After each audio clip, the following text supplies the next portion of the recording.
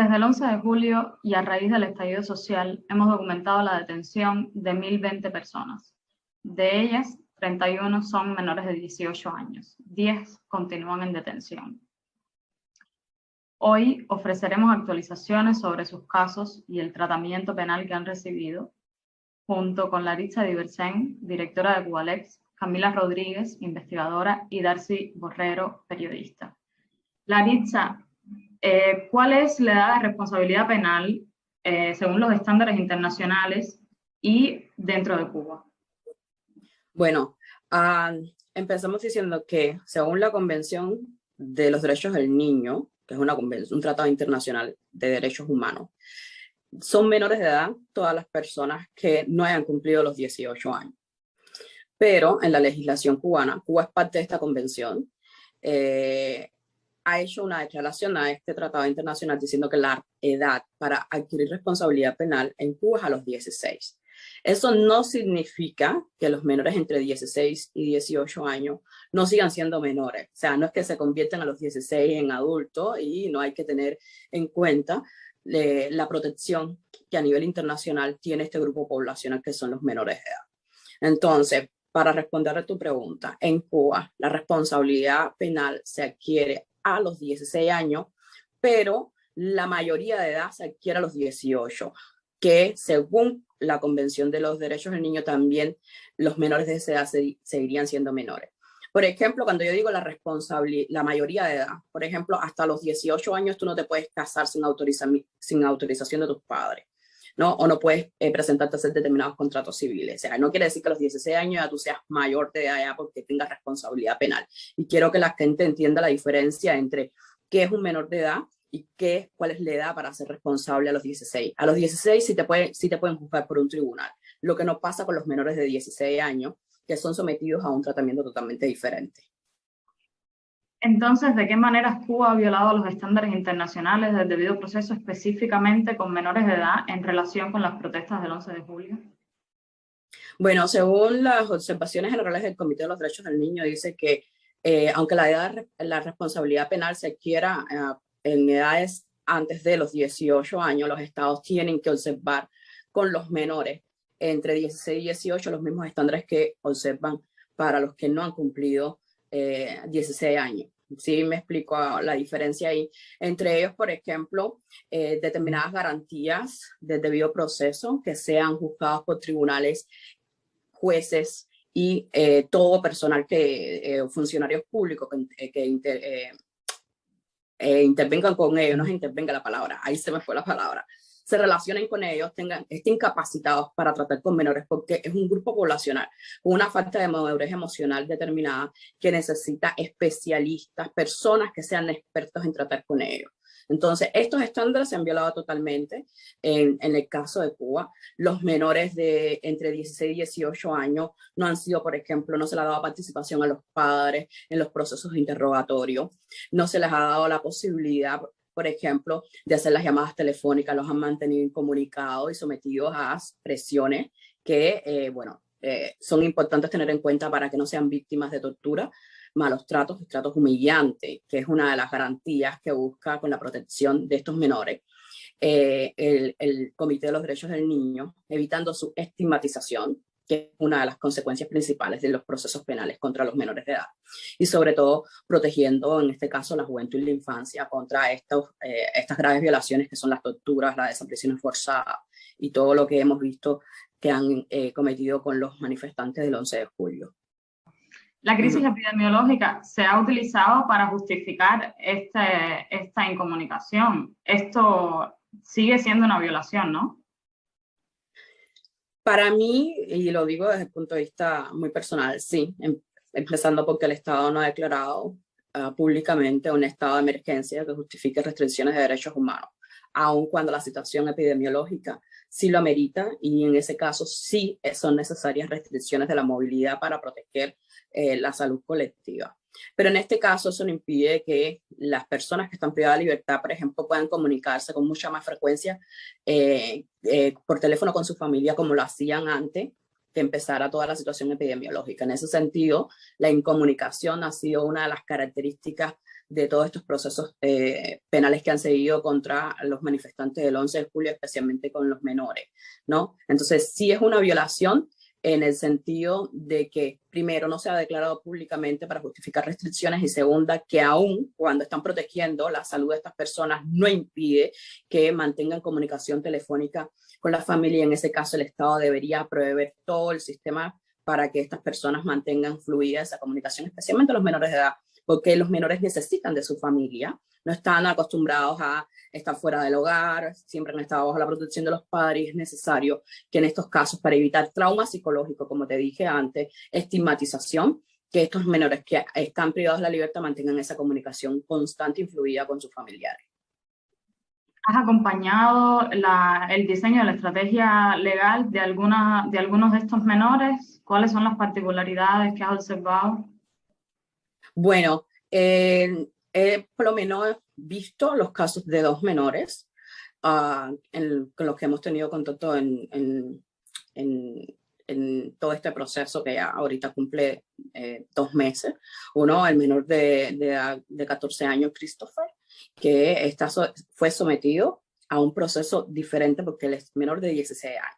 Advertí que en este tipo de casos, por ejemplo, no sé, es verdad que no se juzga, pero es peor. O sea, la situación de los menores de 14 años es peor que la de los menores entre 16 y 18 años, porque son sometidos de manera obligatoria a un sistema de reeducación que está a cargo del Ministerio del Interior. Estos menores son privados de la libertad en centros, sí, centros para menores, pero son centros que están custodiados por oficiales del Ministerio del Interior, que no tienen la capacitación requerida para tratar con los menores. Como dije antes, todo el personal que se relacione con estos menores tiene que ser especializado y capacitado para tratar con personas de este grupo poblacional. Entonces, eso no sucede con los menores de 14 años, que son sometidos, como dije, a procedimientos extrajudiciales a cargo del Ministerio del Interior. Son oficiales vestidos de verde militares los que los custodian, los que los reeducan, y muchas veces la reeducación, como dije, si no tienen la capacitación para hacerlo, no es la adecuada. Por experiencia nuestra, hemos tenido entrevistas con personas que han sido reeducadas en este sistema antes de los 16 años, y lo cierto es que la mitad de ellos está todavía cumpliendo prisión por que no han logrado readaptarse socialmente. Y el otro caso que atendí es de un menor de 17 años, Jonathan Farrar, que fue citado lo fueron a buscar a su casa, lo detuvieron en su casa, y luego fue privado de la libertad, prisión provisional. Creo que ahora mismo está en un centro correccional para menores en el Guatao, La Lisa, Jóvenes de Occidente. En este caso pasó lo mismo. No se le dio participación a los padres en el proceso seguido contra su hijo, y esto que viola los estándares internacionales, especialmente las recomendaciones y las observaciones generales que ha dado el comité para proteger a los menores de edad, que el Estado cubano está ignorando completamente en todos estos procesos. Sí, en la prisión de jóvenes del Cotorre y en la prisión de jóvenes de Occidente, más conocida como el Guatao, hemos registrado varios casos tanto de menores, pero están recluyendo ahí a menores de 18 años junto a adultos de hasta 26 años. Es decir, esto también es una violación de los estándares internacionales, ¿no? Sí, también es una violación no solo de la Convención de los Derechos del Niño, sino también de las reglas mínimas para el tratamiento de reclusos. Los menores de edad deben estar separados de los adultos, los jóvenes deben estar separados de los adultos. Eso es un requisito, especialmente si es los adultos están ya sancionados como tal, ya tienen penas, incluso en dependencia del delito que hayan cometido esas personas también. Deberían ser separados por el nivel de influencia que pueden tener esos adultos sobre los menores o sobre esta población joven, y no solo eso, sino también por los abusos que pueden ser sometidos también en esas circunstancias. Un menor que se encuentra en esa situación es Emilioslán Román Rodríguez, de La Guinera, que fue detenido el pasado 14 de julio, 2 días después de las protestas en el barrio, porque en el barrio fueron el día 12 de julio, y fue detenido junto a sus hermanos Josney y Magyanis. Este menor lo hemos estado siguiendo de cerca como parte de la iniciativa ciudadana de Justicia 11 de julio, debido a que se trata de un menor, pero no solo de él, sino de sus dos hermanos. Serían tres hermanos. Es un caso bastante complejo para esa familia. Y en el caso de Miyoslán, cumplió los 18 años en prisión, o sea, él fue detenido cuando aún tenía 17 años. Y no sabemos, debido a estas reglas, cuál sería el tratamiento, aunque se dice que para los que tengan más de 16 y menos de 18, están previstas algunas adecuaciones en ese código penal. Sin embargo, lo cierto es que ellos no han podido verse entre sí, ni los hermanos, ni los padres a cada uno, sino que han tenido que recurrir a unas llamadas que tienen muy poca duración, unos 3 minutos, y cartas. También es importante resaltar que la sensación ya de angustia que tienen estos jóvenes y que la han expresado a sus padres en las cartas. Mis 3 hijos con mi sobrino se los llevaron para Cien y Aldabó. Y entonces nosotros estuvimos averiguando y ya sabemos que están allí. Ahora están bajo investigación, a esperar. Dicen que después ellos nos avisan cuando les ponen un abogado hasta esperar el día de juicio. Y que de momento tienen medida cautelar, estar detenidos, a esperar. Es lo único que te dicen. Cuando tú vas allí, lo único que te dicen es, tienen que esperar porque están bajo investigación. Tienen que esperar porque están bajo investigación. Entonces te preguntan que si ellos tienen algún conecto con disidentes, algún conecto con alguna asociación en Estados Unidos contrarrevolucionaria y todo eso, porque lo que andan buscando es a ver si ellos tuvieron algo que ver con esa gente para, ya tú sabes, meterles gajo más todavía. Yo he estado en contacto con los familiares de varios de los menores que aún continúan en detención. Es el caso de Yanquiel Sardiñas, de 17 años, quien permanece bajo medida cautelar de prisión provisional en el Centro Jóvenes de Occidente, también conocido como Prisión del Guatao.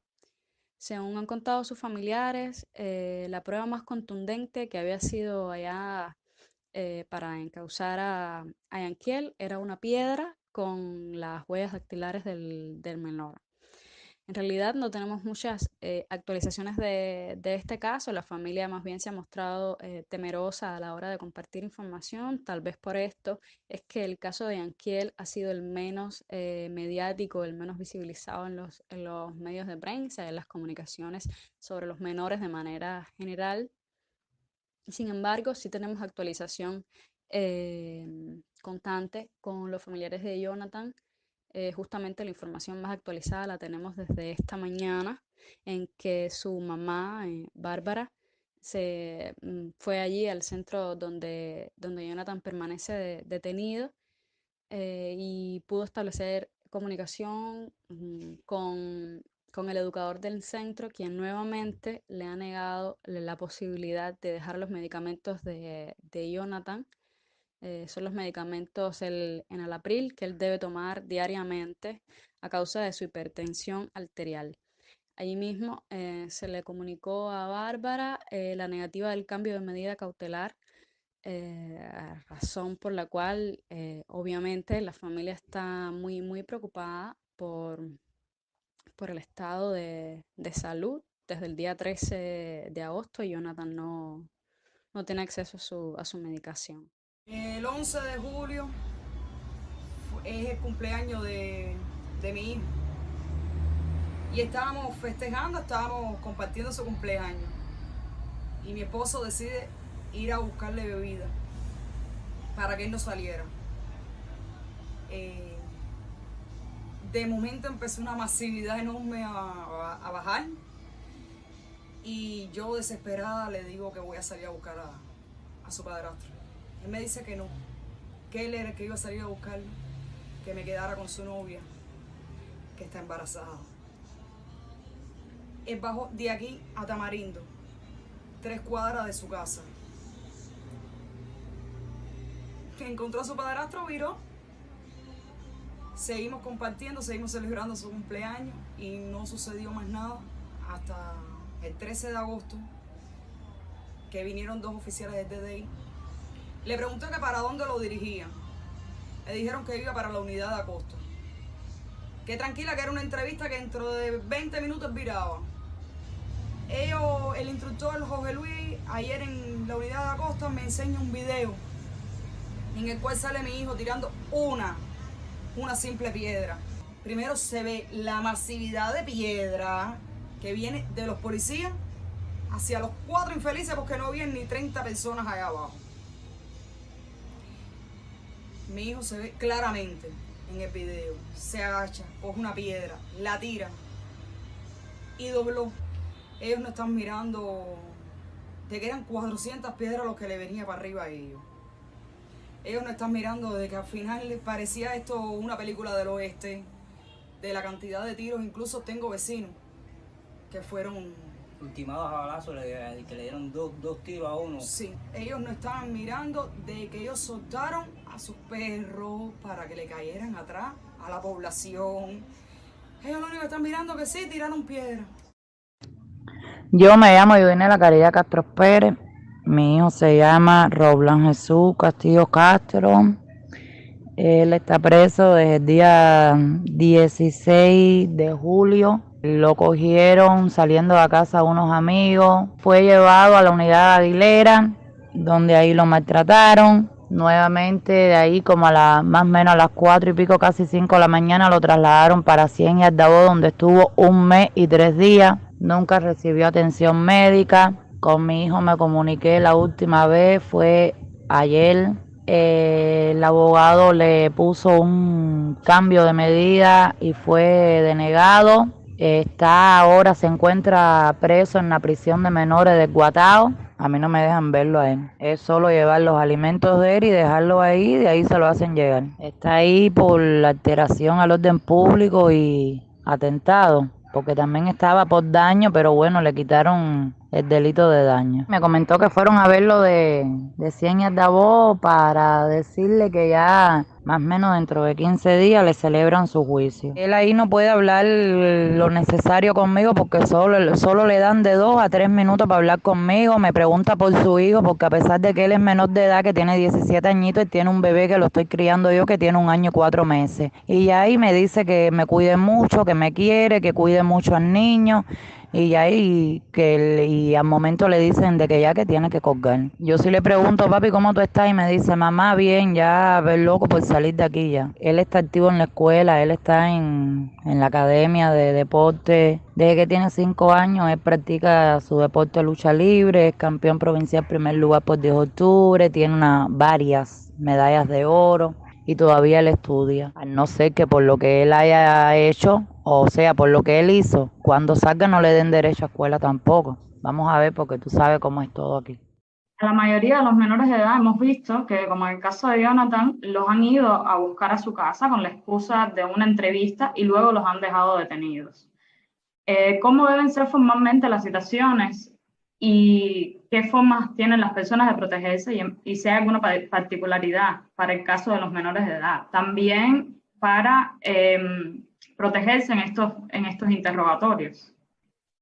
Bueno, lo primero es que las personas tienen que entender que cuando a uno lo citan no es para, no sé, una conversación, una entrevista como le dicen las autoridades, es porque los van a interrogar. Y según los estándares internacionales hay determinados requisitos que las autoridades tienen que cumplir durante este proceso de interrogatorio, ¿no? Eso es lo primero que tienen que tener claro las personas. Te citan no para una entrevista, para analizar la situación, como ponen muchas veces en las papeletas. Papeletas que en ningún caso cumplen con lo que está establecido en la propia ley de procedimiento penal en Cuba. El artículo 86 tiene 5 requisitos que debe cumplir. La primera es que tiene que ser emitido por un secretario judicial, el secretario de tribunal.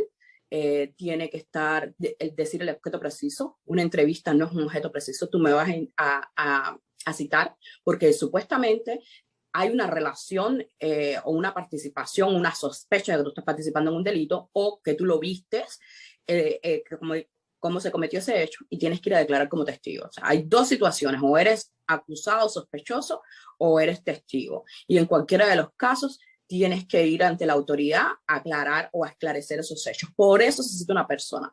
Entonces, es es una diligencia que está en la ley, de las cuales los agentes del Estado están abusando, porque ellos, según lo que dice la ley, no estarían facultados para ir a citar a una persona. O sea, ellos pueden entregar la papeleta de citación, pero no están autorizados por la ley a firmarlo. Hay un abuso de funciones públicas en ese caso, y por supuesto, como no hay supervisión judicial de las funciones de la policía ni de la seguridad del Estado, porque ya sabemos que no tenemos tribunales independientes en Cuba, pues pasa que la ciudadanía de manera arbitraria está siendo sometida a este tipo de tratamiento, que es, como lo digo, es uno de los casos en los que más las personas pueden ser víctimas de tortura y malos tratos. Los interrogatorios, lo repito, son los actos o diligencias donde más la persona puede ser sometida a ese tipo de actos. Primero pueden ser coaccionados con las palabritas, bueno, si cuando tú me digas la verdad, entonces podemos seguir o esto se cierra. Ese tipo de promesas son coacciones, amenazas, sutiles, sí, pero no dejan de ser amenazas contra las personas cuando van a declarar. En el caso de los menores de edad, la situación es mucho más complicada. Por eso el Comité de los Derechos del Niño, en su observación número 10, ha dicho que en los casos, los interrogatorios de los menores, si ellos lo piden, sus padres tienen que estar presentes. O si tienen abogado contratado, ese abogado contratado, porque los menores son fácilmente más manipulables o coaccionados. Y aquí lo de coaccionado ni siquiera tiene que ser, por ejemplo, con actos de violencia, que en el caso de Cuba sucede, por ejemplo, gritar, dar un golpe en la mesa, dime y habla, y intimidarlo, lo que sería la intimidación como tal, sino con aquellas promesas de que, bueno, si tú me dices todo lo que tú sabes, o si tú dices esto, te vamos a dejar tranquilo, vas a salir en libertad, o la sanción para ti va a ser menor. Todas esas promesas también, ese futuro incierto que se le va pintando al menor, son elementos que lo van induciendo a ellos a confesar lo que no es en verdad o autoinculparse. Y ya lo vimos en la televisión nacional cuando Humberto, en el programa que tiene en el noticiero, expuso a un menor de 16 años autoinculpándose, mostrando su rostro, estigmatizándolo. Eso está prohibido, y especialmente el temor en estos casos, y sabemos cuál es la retórica del gobierno, de que los manifestantes fueron, no sé, pagados desde el exterior, y inducirlos a que ellos se confiesen de que recibieron dinero para salir a manifestarse ha sido una de las técnicas que, bueno, claramente han utilizado el Estado, y podría estar siendo los menores de edad sometidos a estos interrogatorios. Por eso es importante que las familias de los menores conozcan cuáles son los derechos y puedan en su momento hacer presión. Sabemos que hay muchísimos obstáculos, sabemos que hay muchísima impunidad, pero el hecho de guardar silencio lo que hace es poner más a sus hijos en riesgo, hace que sus hijos sean víctimas de tratos y malos tratos, incluso tratos humillantes que no debieran sufrir a esa edad, estigmatizados para el resto de su vida, porque pasar por un centro penitenciario, incluso que se sepa de que en la comunidad de que ese niño estuvo preso, ya no es la misma historia para su desarrollo emocional, incluso físico. Y los delitos en la mayoría de los casos que se les están imputando son desórdenes públicos, atentados, desacato. Casi siempre está relacionado con haber tirado piedras en las protestas. Una de las cuestiones que reconoce el propio comité es que los menores de 18 años no tienen una madurez emocional suficiente como para entender el alcance de una conducta. ¿Quién cuando chiquito no tiró piedra, corrió, se escondió, hizo lo que no tenía que hacer, ¿no?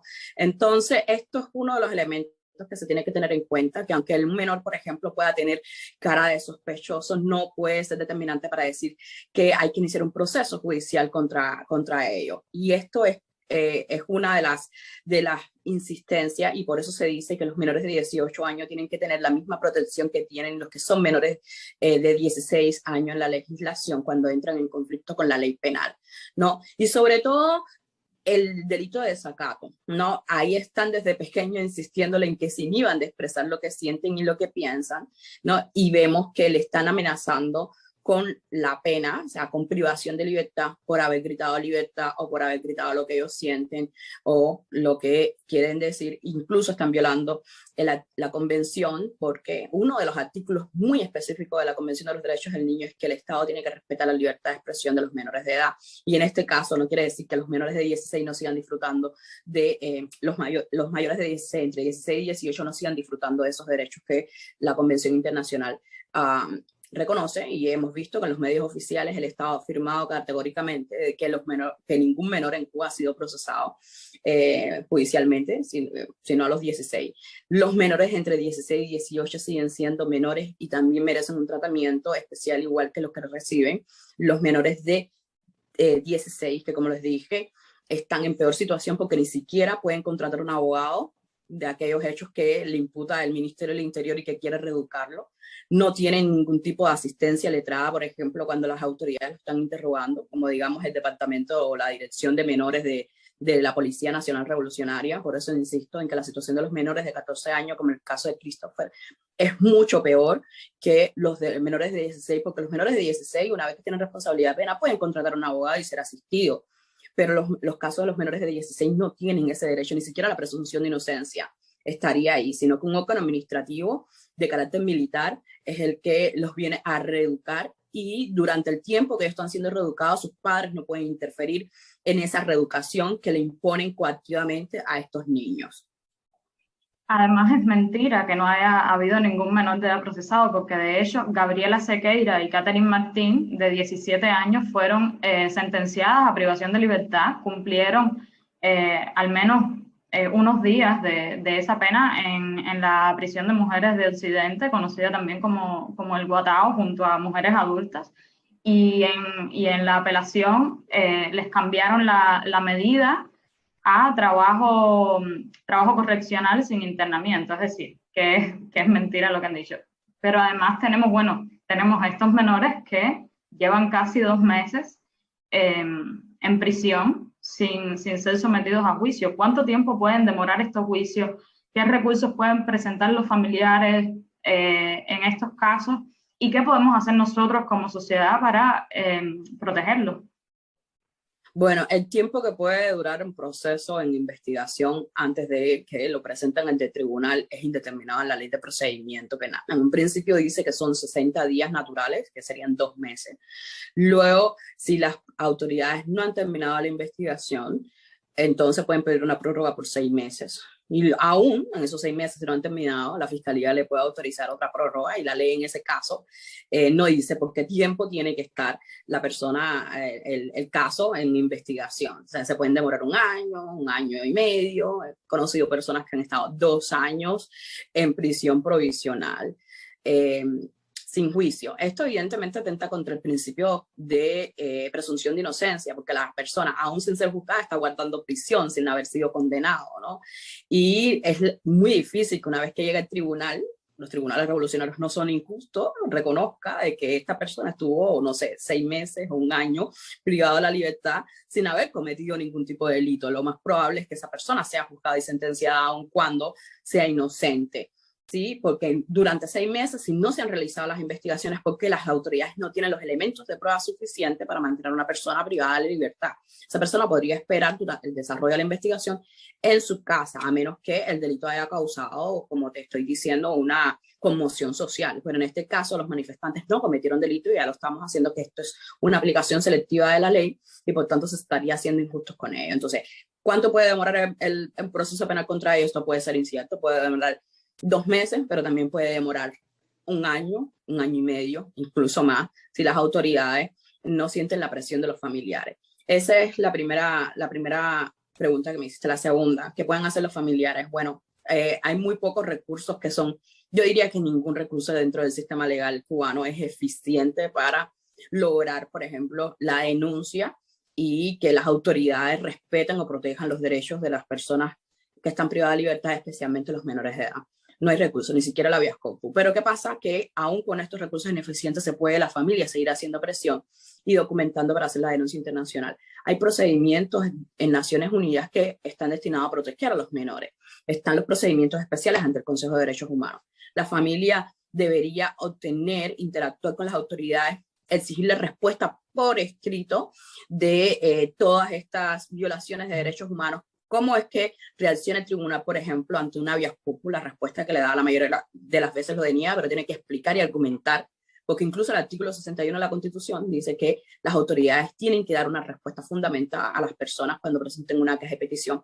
En este caso, por ejemplo, la Fiscalía, que hay un conflicto de interés, no sabemos entonces si la Fiscalía tiene que proteger a los menores en que no sean sometidos a abuso por parte de las autoridades cuando están privados de la libertad. También tiene a su cargo la protección de los derechos ciudadanos y además ejerce la acción penal en representación del Estado. Estamos hablando ahí de como que si tú me estás acusando, entonces no entiendo en qué posición tú me vas a defender y vas a proteger mis derechos, ¿no? Hay un conflicto de interés y ese conflicto de interés solo lo demostramos cuando uno le presenta un recurso a la Fiscalía y lo obliga a dar respuesta por escrito o cuando no te responde y guarda silencio sobre eso. Eso es una evidencia que demuestra que hay una violación total y sistemática de los derechos humanos en Cuba a partir de los casos individuales que se vayan documentando. Entonces es importantísimo que la familia no guarde silencio sobre estas violaciones, que recurra, que utilice los pocos recursos que hay para denunciar y que guarde evidencia. Muchas personas van y hacen las denuncias verbales. Señores, no. Papelito habla, entonces presenten un papelito, quédense con una copia de ese papelito y pidan que se la firmen. Eso es importante. Nosotros desde la sociedad civil, pues la responsabilidad, creo que también nosotros somos parte en ese proceso, que también están sufriendo los familiares de las personas detenidas, las mismas personas que están detenidas, de acompañarlos, de asistirlos durante todo este proceso, orientarlos en qué forma pueden defender los intereses de las personas privadas de libertad, cómo pueden denunciar y sobre todo darle visibilidad. Entendemos que hay mucho miedo dentro de la sociedad civil, el miedo es real, la represión es real, hay que entender esos miedos y tratar de lidiar con ellos y acompañarlos. Si quieren que los acompañemos con confidencialidad en silencio, pues hay que respetar ese silencio, pero sobre todo estar ahí de apoyo para cuando esa familia, esas personas nos necesiten, nosotros estar ahí dispuestos a darle la ayuda. Eso es lo que podemos hacer. Mientras tanto, seguir denunciando y recopilando información para el día de futuro nosotros, ni nadie en Cuba, ni el pueblo de Cuba vuelva a pasar por lo que estamos pasando ahora desde el 11 de julio con tantas personas privadas de libertad. En el caso de Gabriela Sequeira, de 17 años, cuando fue liberada, denunció haber sufrido torturas sexuales. ¿Qué recurso tiene ella y su familia para denunciar estos abusos? Bueno, lo dije antes, en Cuba no hay recursos efectivos para poder hacer este tipo de denuncias. Decir que Cuba es parte de la Convención Internacional contra la Tortura, Malos Tratos y Tratos Degradantes. Cuba tiene obligación de proteger a sus ciudadanos contra este delito internacional reconocido incluso en los estatutos de Roma. La tortura es un delito, sin embargo no está reconocido en el Código Penal y tiene unos elementos muy específicos, y es que quien comete el delito de tortura es un agente del Estado. Y en este caso que tú mencionas, Gabriela fue no solo torturada desde el punto de vista psicológico, en el sentido de la privación de la libertad, en la que no se le dio la oportunidad de escuchar, de ser asistida durante los interrogatorios por un abogado, todas estas violaciones a las garantías del debido proceso que no se le respetan a nadie. Además fue amenazada con abuso sexual, ¿no? Esto es importantísimo que la gente entienda que el único órgano acá que estaría como que facultado para poder hacer esta denuncia es la Fiscalía Civil, y si lo hacen a la Fiscalía Civil y como fue un militar quien hizo la amenaza y cometió esta tortura psicológica con una menor de 17 años, como te dije, que emocionalmente no han tenido este tipo de experiencia previa, pueden ser estigmatizados, todo eso que sufrió esta mujer son técnicas de tortura, pues interviene la Fiscalía Militar, porque la ley de procedimiento dice que cuando se cometa un delito dentro de una zona militar o por un militar, entonces interviene la Fiscalía Militar. Aunque lo hagan en la Fiscalía Civil, les van a pasar el caso a la Fiscalía Militar. ¿Qué pasa con la Fiscalía Militar? Que es un órgano que no es independiente. Los fiscales son militares y los militares todos tienen la debida obediencia. Y lo único que están haciendo es garantizando impunidad a todos a todos los militares que cometieron graves violaciones de derechos humanos durante las protestas del 11 de julio y los días siguientes, con esas detenciones que realizaron sin ningún argumento y de manera ilegal, porque los motivos por los cuales detuvieron a las personas no son legales. Ninguno de ellos cometió el delito de desorden público y, como quiera, aún así, los arrestaron, aunque la Constitución reconoce que la manifestación es un derecho fundamental, ¿no? Entonces, la Fiscalía Militar, ¿qué hace? Supuestamente abre una investigación y en el transcurso, como estaba cumpliendo el militar con un deber de descubrir la verdad y todo lo demás, pues lo puede eximir de la responsabilidad penal sin llevar el caso a un tribunal. Y como les dije, no está tipificado el delito de tortura dentro del Código Penal. El Estado dice que a través del delito de amenaza, coacción y lesiones, pues puede proteger a las personas contra el delito de la tortura, pero no es así, porque esto es un delito de sujeto especial. La tortura es cometida por agentes del Estado como forma de castigo, ¿ya? Y eso es importante, que la amenaza que le hicieron a ella fue para intimidarla, para castigarla, porque estaba en la calle, porque ni siquiera ella estaba protestando, ella solo estaba mirando. Ella solo ese día estaba en la calle y se la llevaron, ya, porque había que recoger a todo el mundo. Entonces, eso es importante que la gente sepa, que en Cuba las instituciones del Estado garantizan impunidad a todos los militares que han cometido graves violaciones de derechos humanos, en este caso incluso ejecución extrajudicial, como fue la de Yuvis Laurencio, que de la Guinera, que falleció por el disparo de un arma de fuego por la espalda. Y eso ya, y el militar actuó en defensa, en legítima defensa, pero ¿fue porque lo determinó un tribunal? No, fue porque lo determinó la Fiscalía Militar, que interpreta directamente la ley penal. Eso es un abuso de las funciones públicas, un abuso a ejercer de manera arbitraria y sin usurpación de funciones, porque ellos no tienen la capacidad de ejercer funciones judiciales. Solo un tribunal, en un juicio con las debidas garantías, puede determinar si una persona, después de escuchar a los testigos y al acusado, determinar si esa persona actuó por legítima defensa o no. Pero en este caso no es un tribunal que lo hace, sino que lo hace el propio fiscal militar, que, como dije, son funcionarios que no son independientes porque tienen debida obediencia por su posición propia de militares. Incluso que la jurisdicción militar se excede en el caso de Cuba, porque puede juzgar civiles, que lo estamos viendo, están juzgando a manifestantes, sino que están juzgando a los militares cuando cometen violaciones de derechos humanos que no tienen que ver con el fuero militar. O sea, la justicia militar solo debería estar limitada a los casos en los que los militares cometan una violación dentro del fuero militar, no sé, se obedezcan una orden del superior, pero no en el caso de que cometan graves violaciones de derechos humanos contra civiles, que en el caso de los manifestantes del 11 de julio o en el caso de Graviela que mencionaste.